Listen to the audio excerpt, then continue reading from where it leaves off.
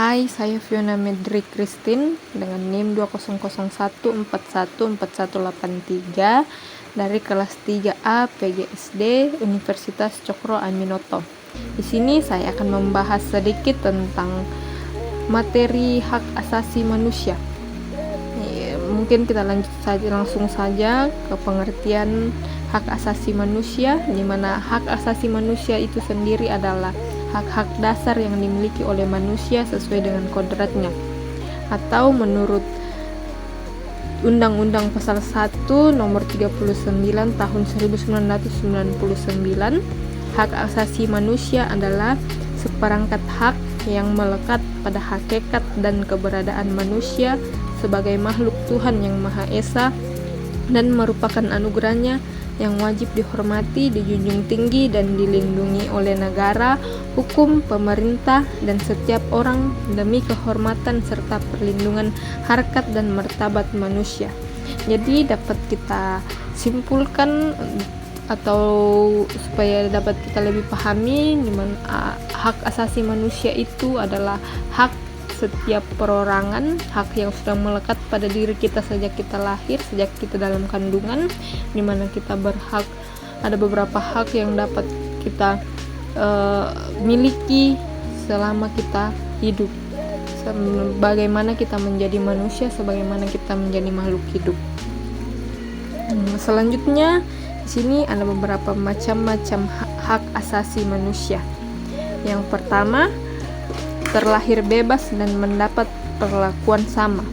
Ya, seperti yang saya katakan tadi, itu di mana pengertian hak asasi manusia itu adalah hak yang kita dapatkan sedari kita lahir.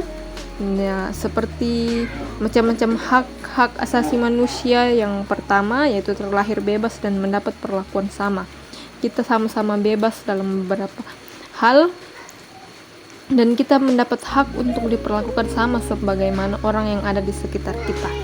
Dan macam-macam hak asasi manusia yang kedua yaitu hak tanpa adanya diskriminasi, ya, di mana kita dapat hidup tanpa adanya diskriminasi, kita dapat hidup tanpa harus dikekang oleh seseorang, kita punya hak untuk hidup bebas.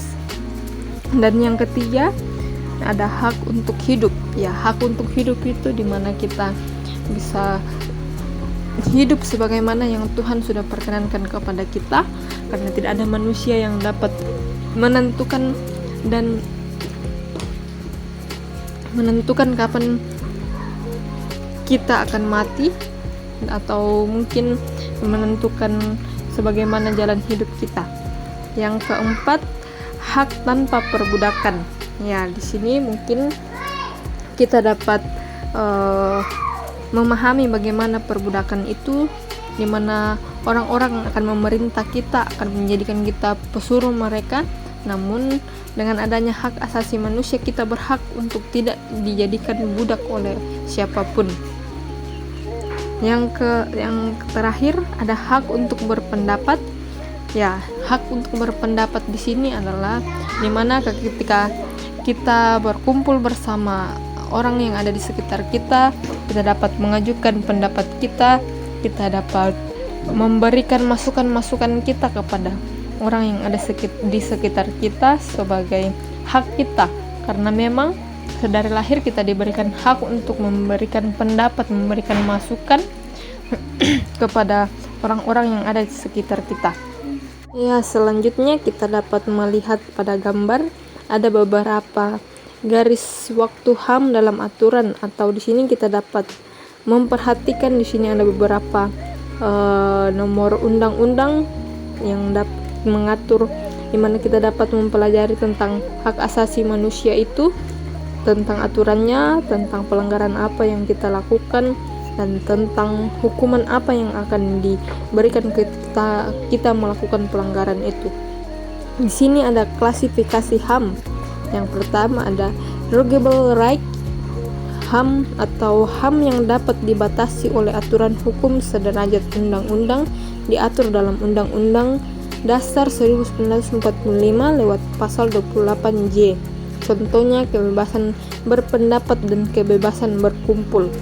Yang kedua, non-derogable rights atau pembatasan tidak berlaku untuk hak-hak dasar yang tidak dapat disimpangi dalam keadaan apapun.